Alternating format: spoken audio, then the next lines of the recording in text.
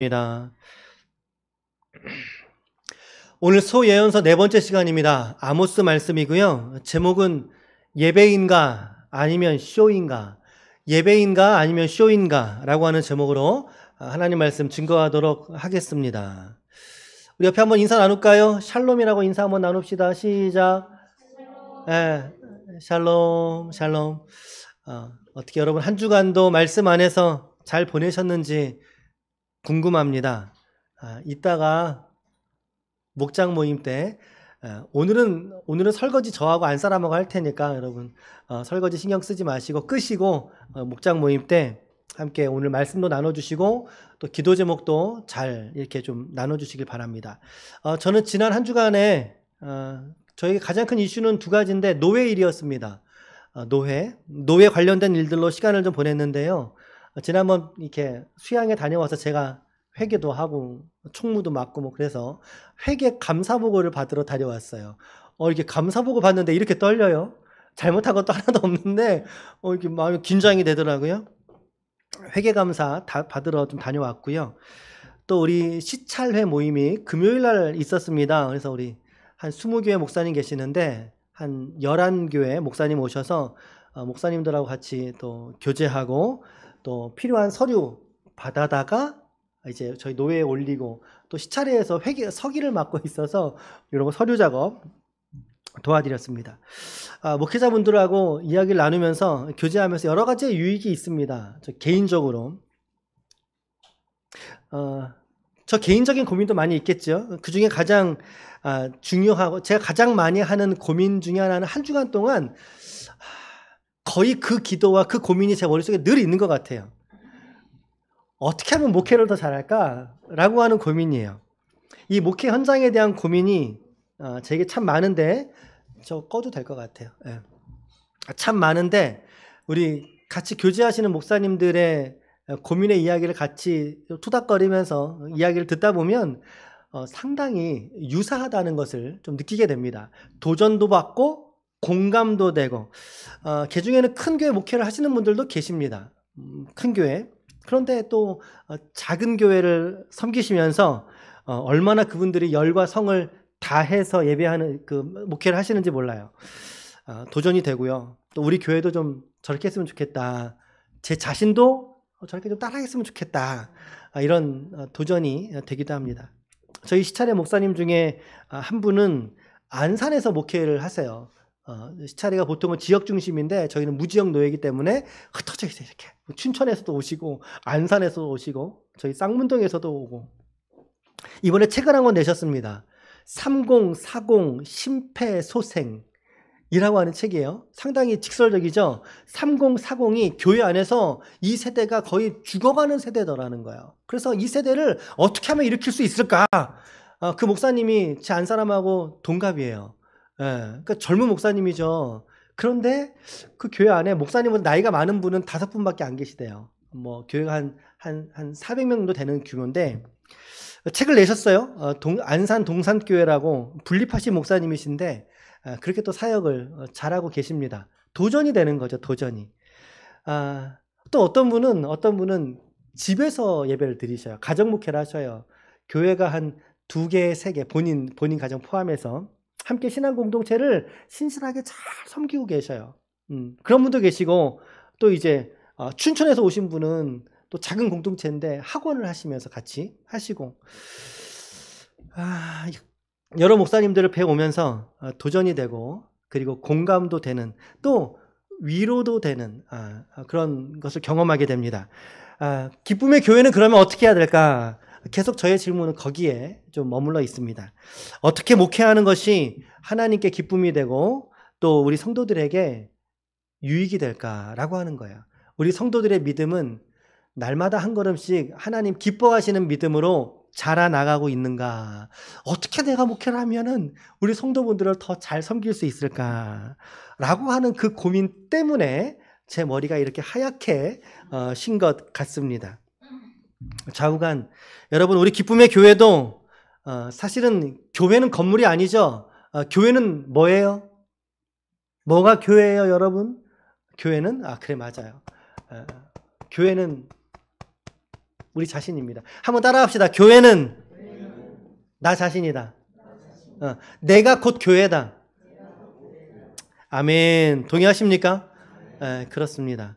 교회된 여러분들의 믿음과 신앙이 하나님 앞에서 날마다 성장하고 성숙해져가는 모습을 보는 것이 저의 가장 큰 보람이요 기쁨인 것 같습니다. 이런 기쁨과 또 은혜를 마음에 품고 오늘 말씀도 함께 우리 은혜 가운데 나아갈 수 있기를 축복합니다. 아멘. 자, 아모스서의 말씀 읽어오셨어요? 안 읽어오셨어요? 아모스서 몇 장이에요? 맞아요. 9장에 있는 말씀이에요. 9장. 다음 주는 너무 좋아요. 다음 주는 오바댜거든요. 다음 주는 오바댜입니다. 몇 장의 말씀일까요? 한 장짜리 말씀입니다. 한 장짜리. 아모스서는 9장으로 구성된 소예언서 중에 세 번째 성경책이죠. 자, 일단 먼저 기본 정보, 개요로 좀 바로 말씀을 드리면, 첫 번째 1번, 저자가 누구냐? 아모스서의 저자가 누구냐? 아모스입니다. 아하, 아모스서의 저자가 아모스군요. 이런 예언자를 뭐라고 부르는지 아세요, 혹시? 조금 어려울 수 있어요. 이런 예언자를 문서 예언자라 그래요. 문서 예언자. 자기 이름이 문서로 남아있잖아요. 그쵸? 여러분, 엘리야 아세요? 모르세요? 엘리사 아세요? 모르세요? 알죠? 근데 엘리야서가 있어요? 없어요? 없어요. 그런 분들은 문서 예언자가 아니기 때문에 그래요. 문서 예언자 아모스입니다. 아모스가 누구냐? 자, 성경책 다 있으시죠? 없는 분들은 앞에 보시면 됩니다. 아모스가 누구냐? 7장 14절 말씀 보면요. 14절과 15절, 7장 14절과 15절 찾을 수 있는 분은 찾아서 같이 읽겠습니다. 시작. 아모스가 아마샤에게 대답하여 이르되 나는 선지자가 아니며 선지자의 아들도 아니라 나는 목자여 뽕나무를 재배하는 자로서 양떼를 따를 때에 여호와께서 나를 데려다가 여호와께서 내게 이르시기를 가서 내 백성 이스라엘에게 예언하라 라고 시킴을 사명을 받은 자가 아모스라는 것입니다. 그러니까 아모스는 전형적인 하나님의 주권 안에서 예언자로 부르심을 받은 사람이에요. 예언자로 부르심을 받았다. 이걸 뭐라고 말하냐면 소명이라고 말해요. 하나님께 소명받은 예언자이다. 그가 특별히 자신을 누구라고 소개하고 있습니까? 목자라고 말해요. 목자. 양을 치는 사람이잖아요. 동물을 치는 사람, 목자. 뽕나무를 재배하는 자, 임업이죠. 임업. 그리고 이런 거기서 종사하는 사람이죠. 그지없는 평민 중에 한 사람이더라는 것입니다. 자랑할 것이 하나도 없어요. 이사야 같은 경우는 궁전에서 예언하던 사람입니다. 사회적 지위가 왕을 늘상 마주할 정도로의 높은 위치에 있었던, 사회적 지위와 명성이 있었던 인물이 이사야라고 하는 예언자인데, 그러니까 그런 수준의 삶인데, 그런데 이 아모스는 목자고 뽕나무를 재배하고 하는 농민 중, 평민 중에 그저 한 사람, 더군다나 어떤 영적인 소양, 영적인 어떤 것들도 갖춰있지 못한 상태로 보여요. 왜? 선지자가 아니라고 말하잖아요, 본인 스스로. 그리고 선지자의 아들도 아니라고 말하고 있다는 거예요. 상당히 평범한 사람이죠. 그러나 평범한 사람조차도 하나님 붙드시면 쓰시는 줄로 믿습니다. 아멘. 자, 아모스는 어느 지역 사람이라고 말하고 있을까요? 어디? 아니. 1장 1절 가서 봅니다. 1장 1절 같이 한번 읽습니다. 아모스 1장 1절 시작.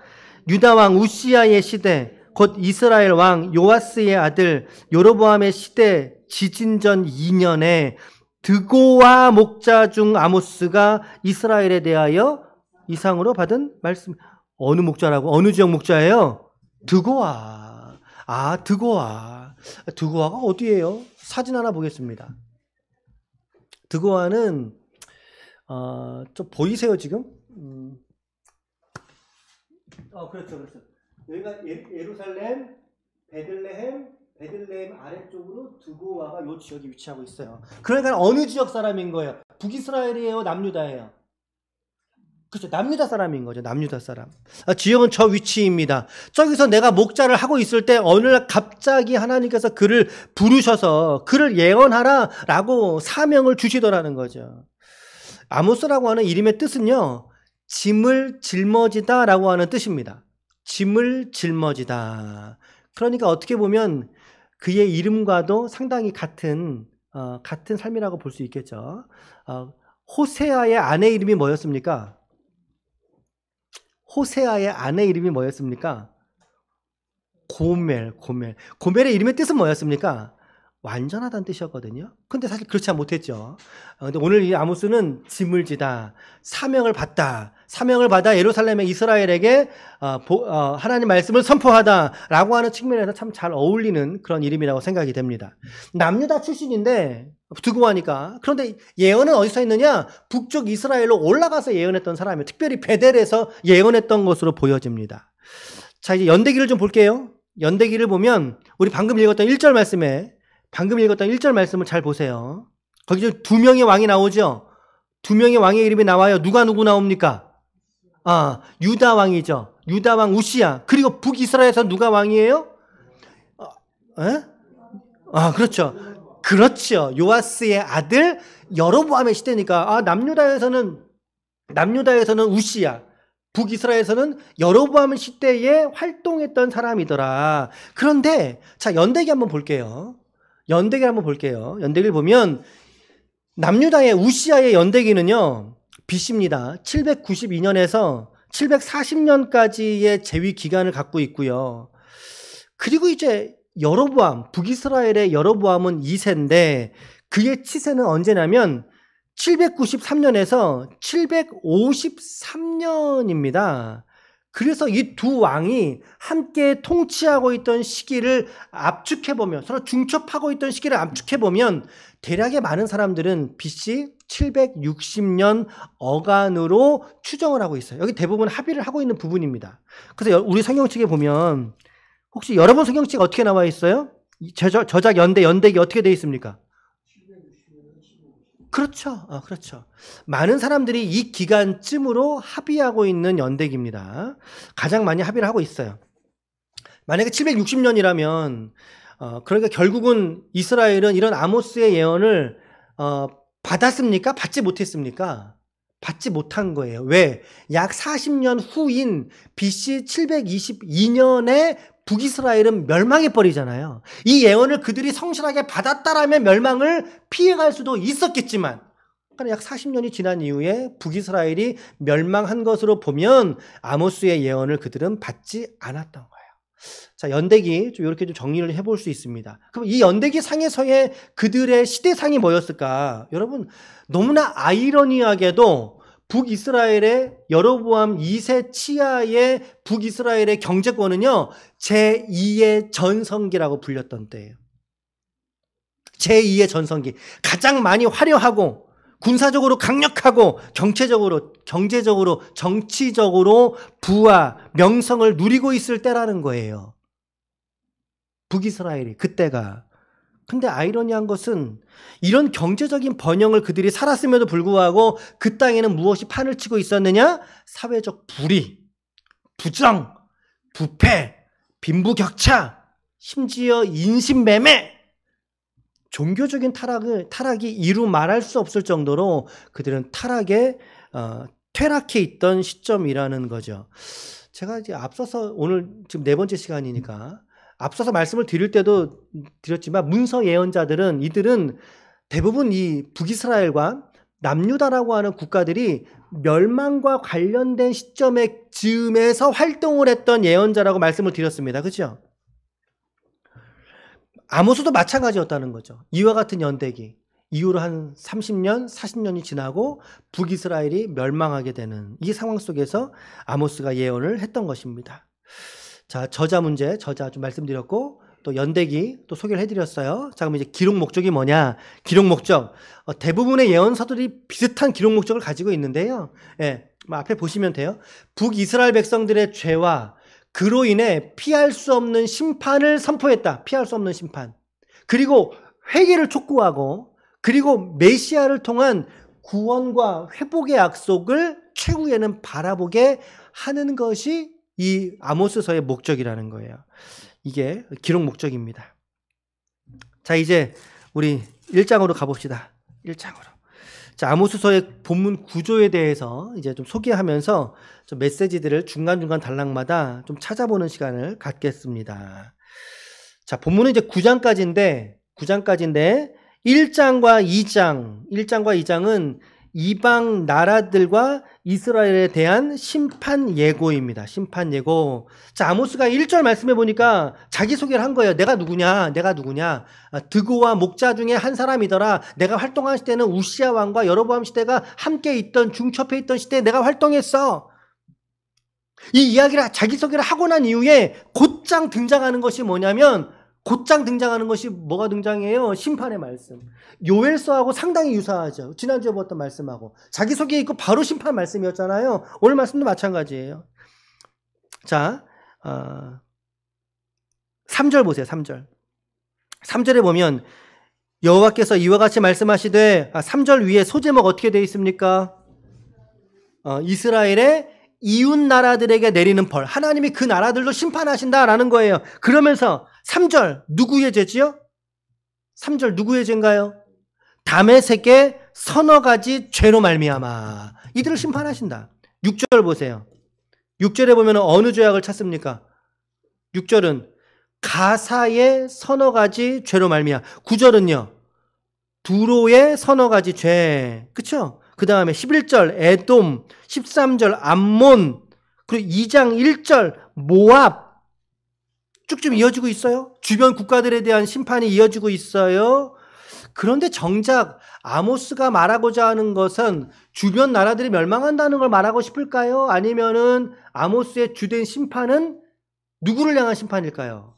그래, 맞아요. 이스라엘을 말하려고 주변 것들이 이렇게 쭉, 여러분 그 영상 보셨나요 혹시? 그 제가 좀 보시라는 거. 동심원적인 구조로 해서 주변 국가들을 쭉 심판에 관한 이야기들을 설명하고 있어요. 결국에는 남유다를 또 말하죠. 2장 몇 절이죠? 2장 4절 보세요. 유다의 서너 가지 죄, 짧죠? 1절, 4절, 5절, 2절이에요. 그 다음에 6절 위에는 뭐라고 되어 있습니까? 소제목이. 그래요. 어디까지 되어 있어요, 이게? 어디까지 되어 있어요? 2장 마지막 절까지. 그러니까 결국에는 아모스가 말하고자 했던 것은 이스라엘의 심판하시는 하나님을 말씀하고 있다라는 거예요. 자, 그러면 이스라엘은 무엇 때문에 이렇게 하나님께 험하게 매를 맞을까? 이스라엘의 죄악은 무엇이었을까? 그것이 우리가 읽었던 2장 6절에서 8절의 이야기예요. 이스라엘의 죄악. 우리 아까 읽었으니까 요거는 읽지는 않을게요. 근데 한번 보셔요. 지금 보셔요. 6절, 7절, 8절을 잘 보세요. 이게 무슨 일이냐는 거죠, 이게. 이게 뭔 일입니까, 이게. 잘 보면 제가 예전부터 여러분들에게 드렸던 말씀 중에 북이스라엘의 멸망은 사회의 정의가 무너진 이유가 가장 크다라고 말씀을 드렸고, 남유다가 멸망한 이유는 우상숭배, 종교적 부패가 가장 크다라고 말씀을 드렸어요. 이 두 나라의 멸망의 이유, 물론 둘 다 우상숭배와 연결됩니다만 종교적 타락이. 그런데 이 6절, 7절, 8절을 잘 보세요. 얼마나 사회적으로 지금 불의가 판을 치고 있는지 보여지지 않습니까? 은을 받고 누구를 팔았어요? 은을 받고 누구를 팔아요? 의인을 팔아버렸. 이거 인신매매예요, 여러분. 지금 이거 인신매매 말하는 거예요. 그리고 신발 한 켤레의 값으로 또 누구를 팔았어요? 가난한 자를 팔았어요. 심판 한 켤레의 값으로. 이거 무슨 말이냐면 너 지난번에 나한테 돈 꾼 거 있지? 그거 갚어, 이 녀석아. 근데 그들 아무것도 갚을 게 없는 거죠. 신발 한 짝으로나 너희들 갚아버려. 빈부격차에서 오는 부정적인 사회상을 고발하고 있는 모습인 거예요. 그 도덕적으로 얼마나 부패하냐면 7절 보세요. 아, 정말 이거 설교 시간에 이 이야기를 꺼내기로 참 부끄러운데 7절 하반절을 잘 보세요. 어떻게 되어 있습니까? 시작. 아버지와 아들이 한 젊은 여인에게, 거기까지만. 이게 뭘 의미하는지 여러분 제가 말하지 않아도 아시죠? 사실 입에 올리기 좀 부끄러운 그런 말씀이지 않습니까? 이 도덕적인 부패로 인해서 가정이 무너져 버리는, 어떻게 아버지하고 아들이 한 젊은 여인에게 다니겠어요. 도덕적인 부패만이 아니라 이어지는 내용은 이제 종교적인 부패도 역시 동일하게 아모스는 고발하고 있습니다. 신전 옆에서 전당받은 옷 위에 들어 누워버린다. 보통 옷을 전당받으면 그날 저녁엔 돌려줘야 되거든요. 돌려주지 않는다는 뜻입니다. 그것도 어디에서? 신전 옆에서. 누구를 말하는 걸까요? 종교인. 종교인의 부패. 그리고 벌금 받은 돈을 가지고 신전에서 먹어버린다. 포도주를 그 돈 주고 사 먹어버린다라는 거예요. 당시에 이 시대는 통일 이스라엘이 아니에요. 갈라진 나라예요. 북이스라엘 10지파, 남유다 2지파. 그죠? 북이스라엘은 갈라졌을 때 여로보암 1세가 남유다의 예루살렘은 성지입니다. 예루살렘 성전이 있는. 그러니 북이스라엘은 자기 백성들이, 갈라진 백성들이 그 당시에는 국경선이라는 개념이 없어요. 그러니까 언제든지 출입할 수 있잖아요. 근데 자기 나라 사람들이 자꾸 남유다 쪽 가서 예루살렘에 가서 제사한다고 내려가면 왕으로서 불편해요? 안 불편해요? 불편하죠. 그래서 어떻게 합니까? 네. 우상 신전을 만들어버려요. 어디에다가? 베델에다가. 베델이 예루살렘 바로 이쪽이에요. 베델에다가. 그리고 북쪽 끝에 단이라고 하는 지역에다가 또 신전을 만듭니다. 2군데에다가 단을 만들어 놓습니다. 너희들 예루살렘으로 가지마 이제. 여기로만 가서 거기서 하나님께 제사 드려. 아니요. 우상 숭배, 금송아지를 두어서 우상을 숭배하게 했다라는 거예요. 자, 어찌됐든 지금 이 신전은 지금 베델에 있던 신전인 듯 보여집니다. 그러니까 우상이든 우상이 아니든 이 모습은 부패한 종교인, 종교적 부패와 타락을 보여주기에 충분한 내용을 가지고 있어요. 이것이 그들의 삶에서 정의와 긍휼이 없이 오직 제의, 예배 형태, 제사 형태만 추구했던 그들의 모습을 고발하고 있는 것입니다. 야, 너 그거 예배냐 그게? 쇼지? 그 말을 하고 있는 겁니다, 지금. 아모스가 그 말을 강력하게 도전해주고 있는 것입니다. 야, 그게 예배냐? 너희들 쇼지? 쇼하지 마. 하나님 그거 기뻐하지 않으셔. 그래서 1장하고 2장의 말씀, 우리 9장까지의 구조인데 9장 중에 1, 2장은 열방, 서너 가지 죄, 그리고 결국에는 이스라엘의 죄를 고발하는 거예요. 아모스가 고발하고 있어요. 1, 2장. 그리고 이제 3장부터 6장은 하나님의 심판 선언과 경고의 말씀인데요. 앞서서가 심판의 첫 계단이었다면 너희들 이것 때문에 너희들 그런 거야 라고 말한다면 이제는 그 내용이, 심판의 내용이 무엇인지 그들의 죄악상을 신랄하게 비판하고 있습니다. 3장 2절 보십시오. 3장 2절 시작. 내가 땅의 모든 족속 가운데 너희만을 알았나니 그러므로 내가 너희 모든 죄악을 너희에게 보응하리라 하셨나니. 하나님이 지금 뭐라고 말씀하고 있냐면, 야 이스라엘아, 내가 너희만 알았어. 내가 너희만 알았어. 그래서 너희가 어떻게 나에게 이런 범죄를 할 수 있느냐? 그러므로 나는 너를 심판할 수밖에 없어. 심판하리라. 너희만 알았나니 라고 하는 표현은요, 분명히 이스라엘에게는 특혜입니다. 맞지요? 혜택이죠. 그런데 그 특혜에 따른 책임을 감수하지 않았던 거예요. 책임에 따른 의무를 마땅히 행하지 아니했다라는 거예요. 여러분, 은혜는 반드시 책임이 따라옵니다. 여러분들 어떻게 생각하십니까? 은혜는 반드시 책임이 따라오게 되어져 있어요. 은혜 받은 자로서의 삶의 책임이, 복음의 책임이, 주신 은혜에 대한 책임이 따라오게 되어 있다는 거예요. 예를 들어서 야 나만 은혜 받으면 됐지 뭘. 무책임하지 않습니까? 아니 나만 은혜 받으면 됐지 내가 뭘 더 해. 우리 가족이라든지 우리의 지인이라든지 친구라든지 애인이라든지 내가 은혜를 받았다면 그 은혜를 받은 자로서 그들 앞에서의 책임이 따른다는 것을 오늘 저와 여러분들은 잊지 마시기를 축복합니다. 잊지 마시길 바랍니다. 오늘 이스라엘은 그런 지점에 있어서도 철저하게 실패했던 거예요. 철저하게. 그래서 더욱이 종교적인 형식만 남고 형식적인 제사로서만 내가 하나님께 이렇게 내 할 도리만 다 했으면 됐지 뭐가 더 필요해 라고 그들이 말하더라는 것이 그러니까 하나님이 마음이 이제 하는 마음 괴로우신 거죠. 그것을 말씀하고 있는 게 이것을 말하고 있는 게 아모스의 핵심 구절인 5장 21절에서 24절입니다. 이런 구절들은 여러분들이 꼭 잘 익혀 두셨으면 좋겠어요. 자, 먼저 하나님이 이스라엘에게 살 수 있는 길을 보여주시거든요. 심판을 예정하고 계시지만 그런 너희 살 수 있어. 5장 14절입니다. 14절 먼저 보겠습니다. 5장 14절 시작. 너희는 살려면 선을 구하고 악을 구하지 말지어다. 만군의 하나님 여호와께서 너희의 말과 같이 너희와 함께 하시리라 라고 살 수 있는 방법을 가르쳐 주셨단 말이에요. 이렇게 아모스가 백성들을 향해서 외쳤건만 그들의 모습은 여전히 하나님께로 돌아오지 않았습니다. 그렇죠? 그러므로 말미암아. 자, 그러므로 5장 21절에서 24절. 이것 좀 읽읍시다, 이거는. 아모스서의 가장 중요한 구절이라고 말씀을 드립니다. 같이 천천히 읽어보겠습니다. 시작. 내가 너희 절기들을 미워하여 멸시하며 너희 성회들을 기뻐하지 아니하나니 너희가 내게 번제나 소제를 드릴지라도 내가 받지 아니할 것이요 너희의 살찐 희생의 화목제도 내가 돌아보지 아니하리라. 네 노랫소리를 내 앞에 그칠지어다. 네 비파소리도 내가 듣지 아니하리라. 오직 정의를 물같이 공의를 마르지 않는 간같이 흐르게 할지어다. 아멘.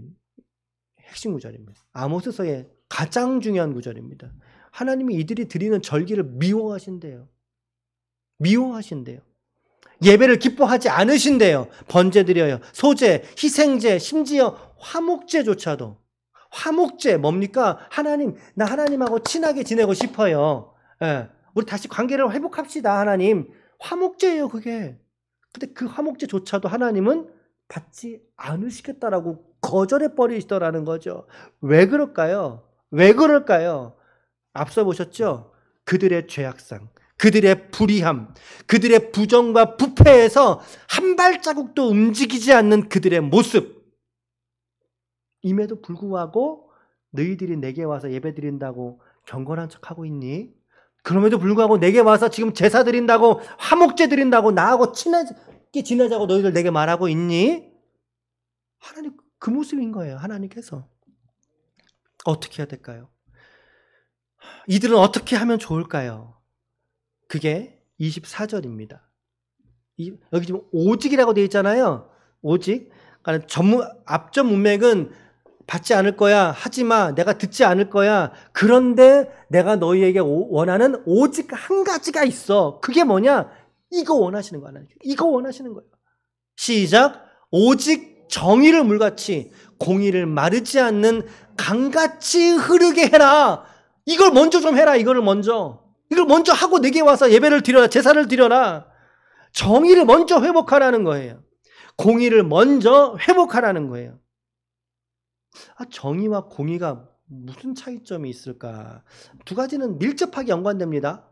밀접하게 연관되지만 자, 굳이 차이점을 말씀드리자면 정의는 공평, 정직, 의로운 태도를 말한다면요. 공의는 이 정의를 가지고 재판을 내리는 걸 공의라 그래요. 공의로운 판단, 재판, 판결의 의미를 갖고 있어요. 조금 미묘한 차이점을 아시겠죠? 공의는 정의를 가지고 재판하는 거예요. 이것은 하나님의 자비와 하나님의 친절과 신실함이 오늘 그의 백성이라 불렸던 이스라엘의 삶의 자리에서 실천되어져야 되는 것이 먼저라는 거예요. 그게 먼저일 때 비로소 하나님이 받으시는 예배를 기뻐하시는 것이지. 그러므로 구약에서의 공의는요, 더불어 사회적인 약자들을 보호하고 돌보시는 하나님의 적극적인 편애에 대한 표현입니다. 편애, 사랑의 표현, 이게 공의입니다. 하나님은 사회적인 약자들을 외면하지 않으시거든요. 사회의 정의와 공의가 없는 공의를 저버린 시대를 하나님은 심판하시겠다라고 말씀하고 계시더라. 이러한 심판 앞에 이스라엘이 살 수 있는 방법이 없을까요, 여러분? 있어요. 아까도 잠깐 14절 보았지만 5장 4절과 6절 조금 더 위로 더 올라가 보겠습니다. 자, 아모스 5장 4절하고 6절까지를 읽어보겠습니다. 이게 이스라엘의 살 길인데 시작. 여호와께서 이스라엘 족속에게 이와 같이 말씀하시기를 너희는 나를 찾으라. 그리하면 살리라. 베델을 찾지 말며 길갈로 들어가지 말며 부엘세바로도 나아가지 말라. 길갈은 반드시 사로잡히겠고 베델은 비참하게 될 것임이라 하셨나니 너희는 여호와를 찾으라. 그리하면 살리라. 그렇지 않으면 그가 불같이 요셉의 집에 임하여 멸하리니 베델에서 그 불을 끌 자가 없으리라. 요셉의 집은 북이스라엘 말합니다. 에브라임과 므낫세로 대표되는 북이스라엘 지파를 대표하는 걸 말해요. 하나님께 전심으로 돌아오면 산다는 거예요. 하나님께.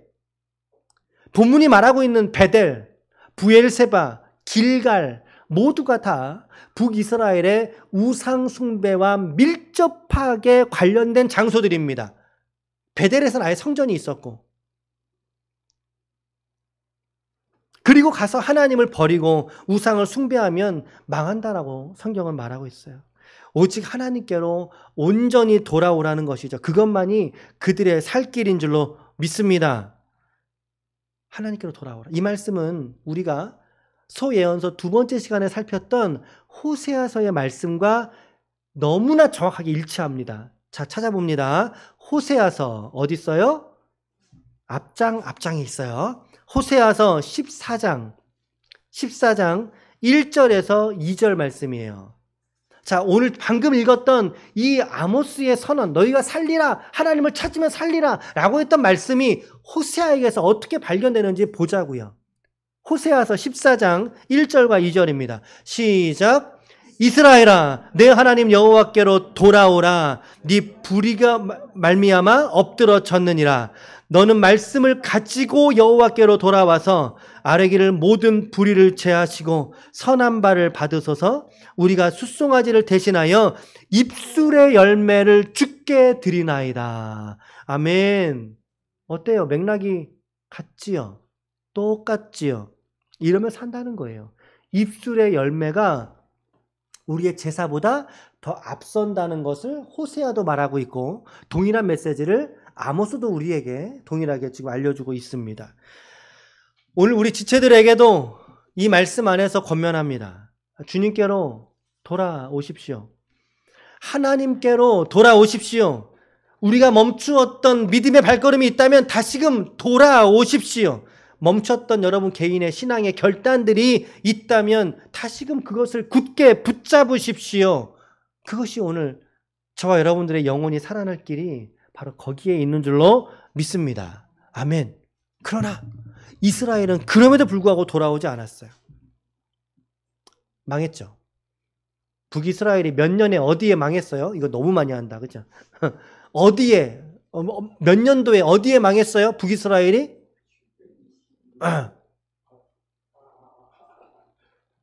아수르에 의해서 망했죠. 그렇죠? 722년 아수르에 의해서 망해버렸어요. 돌아오지 않았고 결국에 하나님의 손에 붙들렸던 심판의 막대기죠. 아수르의 손에 의해서 멸망의 길을 걷게 됩니다.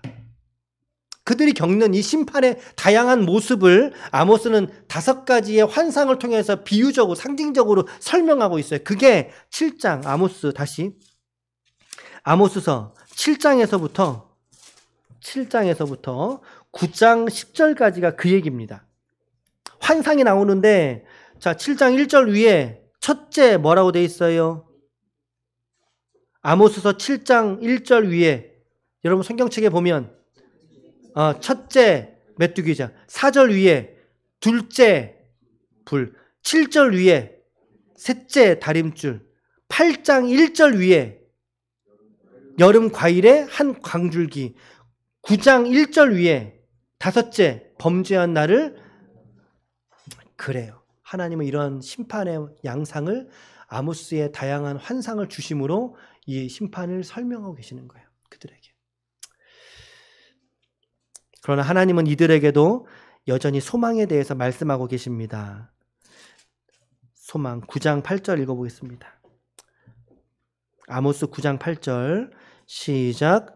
보라, 주 예수의 여호와의 눈이 범죄한 나라를 주목하노니 내가 그것을 지면에서 멸하리라. 그러나 야곱의 집은 온전히 멸하지는 아니하리라. 여호와의 말씀이니라. 아하, 여기 지금 누가 등장하냐면 남은 사람이 등장하네요. 남은 자가 등장하지요. 남은 자. 남은 자 어디서 들어보셨어요? 지난주 요엘서 2장 32절 펼쳐보면, 자, 여기 말씀 키핑해 두세요. 이렇게 딱 접어두시고, 요엘서 말씀이니까 바로 앞장이에요. 아모스 바로 앞장. 요엘서 2장 32절 읽어보겠습니다. 요엘서 2장 32절 시작. 누구든지 여호와의 이름을 부르는 자는 이는 나 여호와의 말대로 시온산과 예루살렘에서 피할 자가 있을 것이며 남은 자 중에 나 여호와의 부름을 받을 자가 있을 것임이니라. 아멘, 아멘, 아멘. 남은 자의 정신도 아모스가 이렇듯 지금 설교를 해 나갈 때 호세아와도 맥락이 같고 심지어 바로 앞에 요엘하고도 지금 메시지가 맥락이 같다는 걸 우리가 보고 있는 거예요. 자, 그들에게 하나님은 소망을 주시는데요. 그들에게 소망이 9장 11절입니다. 의리온 9장 11절 시작.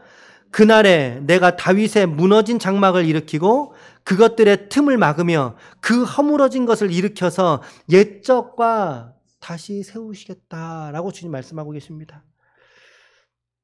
마지막 두 구절 읽어봅시다. 아모스 9장 14절 16절입니다. 시작. 내가 내 백성 이스라엘이 사로잡힌 것을 돌이키리니 그들이 황폐한 성읍을 건축하며 거주하며 포도원을 가꾸고 그 포도주를 마시며 과원들을 만들고 그 열매를 먹으리라. 내가 그들의 땅에 심으리니 그들이 내가 준 땅에서 다시 뽑히지 아니하리라. 네 하나님 여호와의 말씀이니라. 아멘.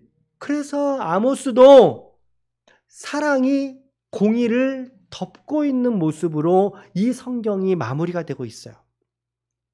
사랑이 공의를 이기셨다라는 것입니다. 참혹했던 이스라엘에게도 하나님은 이와 같은 소망을 약속하시는 좋으신 아버지 하나님이신 줄로 믿습니다. 아멘. 자, 이 구조, 오늘 본문 구조를 크게 정리해 보면 이렇게 됩니다. 이제 자, 우리 9장까지의 이야기였는데, 자, 이렇게 정리됩니다. 1장과 2장은 뭐예요? 이스라엘의 죄, 그렇죠? 이스라엘 심판. 3장부터 6장은 하나님의 심판 선언과 경고의 말씀들. 가장 큰 주제 말씀이 여기 있다 그랬어요. 아모스 5장 21절에서 24절. 7장부터 9장 10절까지입니다만 심판의 5가지 환상 아까 하셨어요. 마지막 9장 11절로 15절. 이게 아모스서의 결론이거든요. 뭐예요? 회복에 관한 약속의 말씀이라는 거예요. 이렇게 아모스서 9장이 전체적인 중심 주제로 이렇게 엮어봤습니다. 자, 여러분, 제가 장담합니다만 여러분 미리 읽어오시고 기도로 준비하신 분들에게는 정말 이 닫혔던 예언서의 말씀이 열리는 경험을 저는 하실 거라고 저는 생각을 합니다. 개인적으로. 앞으로 우리가 이제 9개의 성경이 더 남아있어요. 소예언서가. 꼭 성경을 읽으시고 기도로 준비해 주시길 바라요. 다음 주는 오바댜서니까 꼭 읽으시고 묵상해서 오시면 설교가 여러분들 큰 도움이 될 것입니다. 자, 결론을 말씀드리고 마칠게요. 자, 결론 첫 번째입니다. 첫 번째, 시작. 그래요. 내가 혹시 풍요 속에서 불의함이 내게 없지는 않은지, 풍요 속에서 혹은 형식적인 신앙에 내가 안주하고 있지는 않은지 다른 사람 살펴볼 거 없어요. 나만 잘 보시면 돼요. 나만 잘. 내가 그렇지 않은지 나를 잘 보셔야 된다라는 거예요. 이들은 예배와 삶이라고 하는 것에 있어서 부정교합이 있던 거죠. 맞지가 않아요. 예배 따로 삶 따로 불의한 삶에서 하나님을 예배하겠다고 이렇게 하고 있으니 예배 따로 삶도 따로 예배와 삶이 일치가 되고 더 나아가 진실한 신앙의 추구를 내가 하나님 앞에 정말 이렇게 하고 있는가 돌아볼 수 있는 오늘 이 시간이 되시길 바랍니다. 우리 자신을 돌아봐야 돼요. 타인이 아니라 내 자신을 먼저 돌아볼 수 있는 신앙이 되십시오. 첫 번째, 자신을 돌아보라. 자, 두 번째입니다. 시작. 정의를 실천하라. 예, 이거 뭔가 좀 거창한 것 같죠? 예, 그렇지 않아요. 정의를 실천, 이 말은 거창한 얘기가 아니라 성경적 가치관을 가지고 세상을 살아내자라는 거예요. 예수님의 성품을 가지고 성령의 열매를 가지고 세상을 살아내자라는 거예요. 조금 더 구체적으로 말한다면 사회적 약자를 돌아보는 것들도 포함하겠죠. 우리가 사회에서 만나는 사람들을 소중히 여기고 가치 있게 여기고 약자들을 긍휼히 여기고 할 수 있으면 그들을 섬기는 일에 우리가 참여하는 것도 이 정의와 공의를 흘려보내는 삶의 실천이 될 거예요. 그 중에 하나가 명백한 거 하나 있잖아요. 우리 10월 25일 날 우리 연탄 나누는 거. 그게 사랑의 연탄 그 행사더라고요. 있어요. 검색해 보세요, 여러분. 사랑의 연탄 봉사. 간단하게 말한다면 그런 하나조차도 우리가 이제 연말에 돼지 저금통 여러분 잘 밥 먹이고 계십니까? 이런 돼지 저금통 금년에 안 주셨어요? 네, 안 주셨어요. 올해는 안 주셨어요.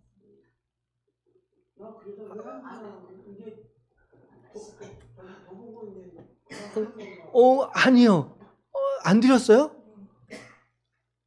저는 유아실에 지금 남은 거를 모아놓은 게 있어서 저는 당연히 드린 줄로 지금 알고 있었는데, 알겠습니다. 다음 주에 바로 드리겠습니다.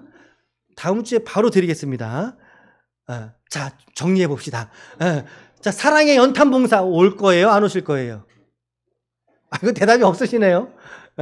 좀 시간들 좀 내주세요. 같이 함께 좀 참여하고, 또 이제 우리 돼지 저금통 같은 것, 이런 것들이 모이고, 이런 것들이 내 삶 속에서 실천되다 보면, 여러분, 이런 것들이 우리의 삶에서, 우리 기독인들이 특별히 감당해야 될 사회 실천적인 요소, 사회의 정의를 조그맣게 나라고 하는 삶에서 이루어가는 모습이지 않을까 생각을 합니다. 그런 측면에서 정의를 실천하라, 그 말이에요. 거창하지 아니하고. 마지막 세 번째는요, 시작. 소망을 바라봐야 된다는 거예요. 믿으십니까? 소망을 바라봐야 된다는 거예요. 분명 하나님은 심판하십니다. 하나님은 다시 오시고 재림주는 심판의 주님이십니다. 그러나 이스라엘 역사에서 뭐라 그랬습니까? 심판 후에 남은 자를 통해서 하나님이 회복을 약속하시지 않습니까? 그 약속은 예수 그리스도 안에서 성취가 되었고, 그리고 그 약속은 오늘 우리에게 적용이 되어서 우리가 하나님 앞에 남은 자로서, 그루터기에 남은 자로서, 이것이 오늘 저와 여러분들의 소망이 되어야 할 줄로 믿습니다. 우리의 소망은 예수 그리스도이신 줄로 믿습니다. 주 안에서의 이 소망을 우리 그리스도인들은 죽음 이후에도 바라보지 않습니까? 하나님을, 예수님을 바라보지 않습니까? 영원한 소망을 바라보며 믿음의 인내를 살아내는 저와 여러분들이 우리 모두가 되시기를 축복합니다. 아멘. 자, 이제 마무리하면서 여러분 기도 제목은 좀 여러분들이 좀 결론을 겸해서 여러분 좀 삼아 보세요. 내일 새벽 예배 때 이렇게 노출해 드릴게요. 기도 제목은 아모스는 드고와 목자로서 하나님의 말씀을 선포했던 소명의 예언자입니다. 아모스서의 결론은 딱 한 가지입니다. 아까 5장 24절 오직 단 하나, 정의를 물같이, 공의를 마르지 않는 강같이 흐르게 하라였습니다. 마틴 루터킹 목사님도 그 구절을 인용하면서 인종차별 철폐를 외쳤다고 알려져 있습니다. 그처럼 오늘 저와 여러분들도 우리가 살아가는 사회 속에서 또 우리 교회와 우리 가정 안에서 이와 같은 정의와 공의를 실천하는 저와 여러분들, 우리 공동체가 되어야 할 것입니다. 아무쪼록 오늘 아모스를 통해서 내게 주신 말씀들을 자신을 돌아보고 정의를 실천하고 소망을 바라보라는 이 말씀을 다시 한번 믿음으로 받으심으로 말미암아 이번 한 주간의 일상 안에서도 이 말씀으로 믿음으로 승리하시는 하나님의 거룩한 종들이 다 되시기를 예수님의 이름으로 간절히 축원합니다. 아멘.